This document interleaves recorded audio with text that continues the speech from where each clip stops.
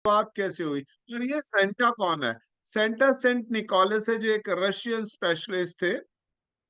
और वो बहुत मतलब मैजिकल चीजें, चमत्कारी कारनामे करते थे। तो उनको देख के आज तक सेंटा लोगों के पास आ रहा है, घरों में आ रहा है। बच्चे बहुत खुश होते हैं, लोग घरों को सजाते हैं, सड़कों को सजाते हैं, और जीसस क्राइस्ट की जन्म गाथा भी इस दिन सुनाई जाती है। क्रिसमस ट्री कहाँ से आया? उत्तरी यूरोप में क्रिसमस ट्री का चलन शुरू हुआ। क्रिसमस के चेरी के पेड़ों की टहनियों को सजाया जाता था, और जिन लोगों के पास चेरी के पेड़ नहीं होते थे, वो लकड़ियों को पिरामिड की शेप में खड़े करके क्रिसमस ट्री की शेप दे दिया करते थे। और धीरे धीरे उसी तरह से उसके छोटे रूप हमारे घरों में पहुंचने लगे। क्रिसमस की शुरुआत सन 98 से हुई थी। ये वाला 1998 नहीं, खाली 98। सन 98 से हुई थी, और सन 197 से इसे ऑफिशियली मनाया जाने लगा। तब कोई समय और दिन डिसाइड नहीं था क्रिसमस को सेलिब्रेट करने का। इसको दिन मिला सन 350 में। जूलियस, रोमन पादरी थे जूलियस, उन्होंने 25 दिसंबर का दिन दिया, और उसके बाद से ये 25 दिसंबर के दिन सेलिब्रेट होने लगा। और रोमन्स पहले क्रिश्चियंस नहीं मनाते थे, पता है आपको? क्योंकि वो सूर्य की उपासना करते थे। पर धीरे धीरे ये कहा जाने लगा कि जो यीशु है वो सूर्य के अवतार है। तो धीरे धीरे हम उसको, रोमन्स ने भी इसको, क्रिसमस को सेलिब्रेट करना शुरू किया। ये तो था दुनिया के बारे में। भारत के बारे में, भारत के लिए जैसा नगेंद्र जी ने स्टार्ट में कहा कि ये जो वीक है, ये उदासी का हफ्ता रहता है। क्योंकि 22 दिसंबर से 27 दिसंबर के बीच में हमारे बहुत बहुत रिस्पेक्टेड गुरु गुरु गोविंद सिंह जी के 4 बेटे इसी 4 दिन के अंदर शहीद हुए थे, मुगलों से लोहा लेते हुए, लड़ाई लड़ते हुए।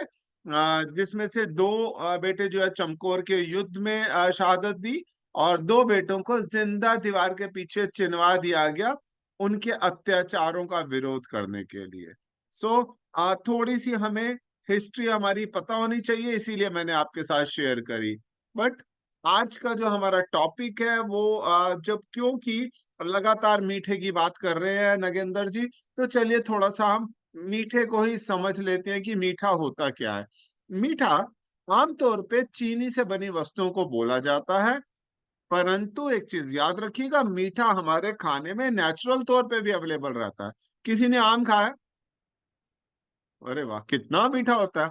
फलों का राजा है केला, मिठास है। बट क्या संतरे में मिठास है?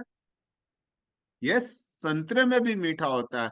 बट हमें नुकसान कौन पहुंचाता है? हमें नुकसान पहुंचाती है चीनी, जो आर्टिफिशियल तौर पे बनाई जाती है। पर चीनी कैसे बनती है, चीनी से होने वाली परेशानियां कहाँ है, हमें कहाँ से मिलती है इतनी चीनी, और इसका सॉल्यूशन क्या है?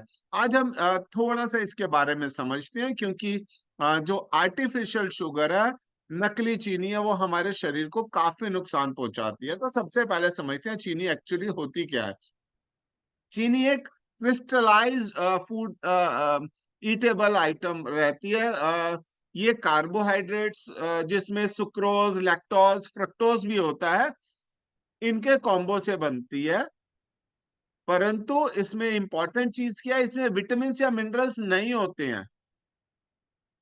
हमारी जो टेस्ट ग्लैंड है, स्वाद स्वाद ग्रंथियां हैं, वो हमारे ब्रेन को बताती है कि ये चीज मीठी है, और वहीं से हमें मीठा।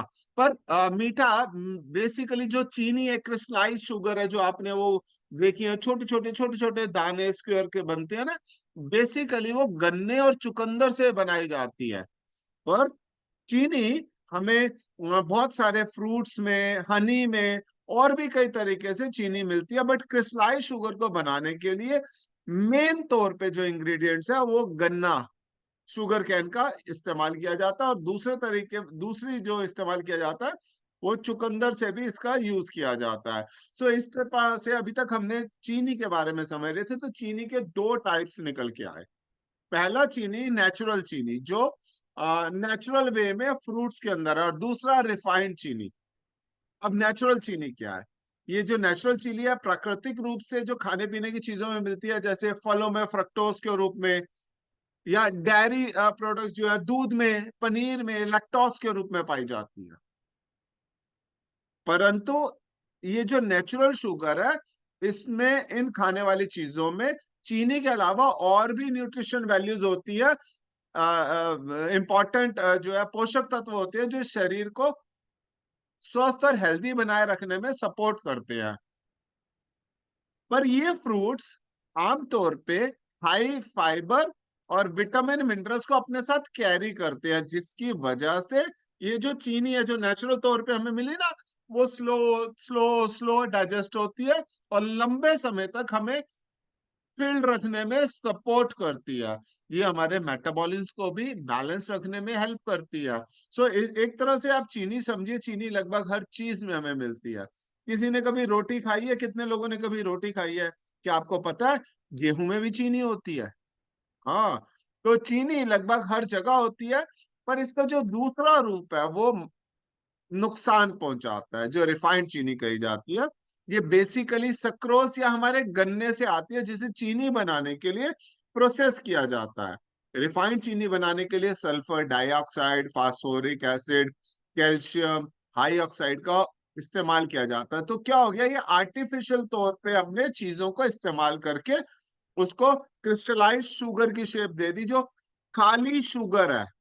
रिफाइनिंग के बाद जब चीनी आती है तो उसमें जो विटामिन मिनरल्स प्रोटीन एंजाइम्स जैसे न्यूट्रिशन वैल्यूज होती है वो किल्ड हो जाती है, नष्ट हो जाती है। अब होता क्या है, जब हमने रिफाइंड मिल गई, मतलब इसमें अब खाली क्या है, कैलोरीज है। जब ये हमारी बॉडी को रिफाइंड चीनी मिलती है तो हमारी बॉडी इसे तेजी से ब्रेक कर लेती है, क्योंकि इसके अंदर फाइबर या कैल्शियम या प्रोटीन या एंजाइम्स नहीं है। हमारी बॉडी इसको बहुत तेजी से तोड़ ब्रेक कर लेती है, जिससे हमारी इंसुलिन और ब्लड शुगर हाई हो जाती है। इसीलिए जिनको शुगर है उनको बोला जाता है कि आपको शुगर का, चीनी रिफाइंड शुगर नहीं खानी है। होता क्या है कि इसकी वजह से हमारी ये जल्दी से डाइजेस्ट हो जाती है और कुछ भी खाने के बाद जल्दी से भूख लग जाती है। ध्यान करिए, जब भी आप मीठा खाते हैं तो आपको थोड़ी देर बाद उस मीठे की और क्रेविंग होती है। कारण इसका सिंपल सा आसान सा कारण है कि ये बहुत जल्दी डाइजेस्ट हो जाती है। चीनी का एडिक्शन भी होता है, समझिए। चीनी अल्कोहल, मतलब शराब या कोकीन से भी ज्यादा एडिक्टिव होती है।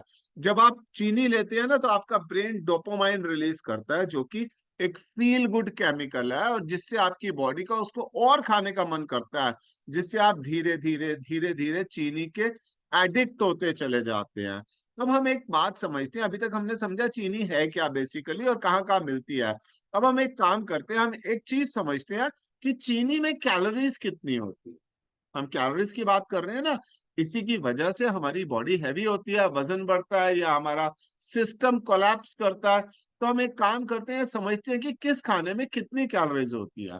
तो सबसे पहले अगर हम इसे समझे तो 1 ग्राम चीनी में 4 कैलोरीज होती है। कितनी कैलोरीज होती है? शो योर फिंगर्स, जो लोग सुन रहे हैं। Yes, it is 4 calories in 1 gram of sugar. अब ये शुगर जब हमारे खाने में जाती है तो क्या होता है? कितने लोग केचप खाते हैं बहुत सारी नमकीन चीजों के साथ खाते हैं ना केचप। 1 स्पून केचप में 4 ग्राम चीनी होती है। अब आप एक एक ग्राम चीनी में कितनी कैलोरीज होती है? 4। तो मतलब 1 चम्मच केचप में आपको 16 कैलोरीज मिल जाती है।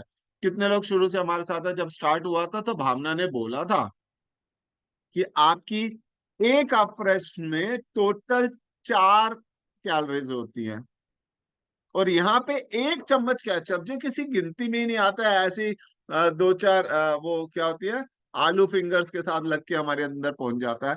तो उस 1 चम्मच केचप में 4 कैलोरी, 4 ग्राम शुगर है। पर 1 ग्राम शुगर में 4, तो मतलब 16 कैलोरीज 1 चम्मच केचप में हो गई। अब आगे बढ़ते हैं। कितने लोग ब्रेड खाते हैं?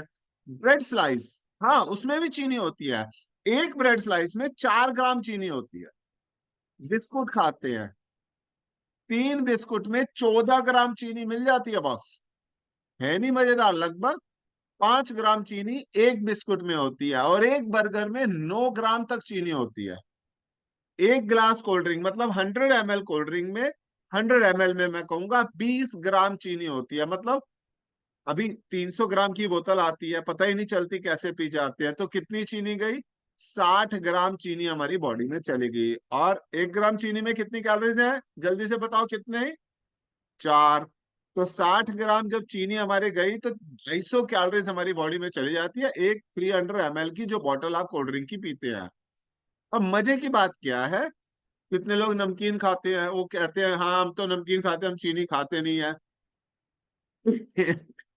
बहुत बढ़िया बात बताने जा रहा हूँ। एक कप नमकीन में भी 8 ग्राम चीनी के इक्विवेलेंट कैलोरीज रहती है। मतलब नमकीन में भी, वो जो आप भुजिया वगैरह खाते हैं उसके अंदर भी चीनी है। एक कप भुजिया में 8 ग्राम चीनी है।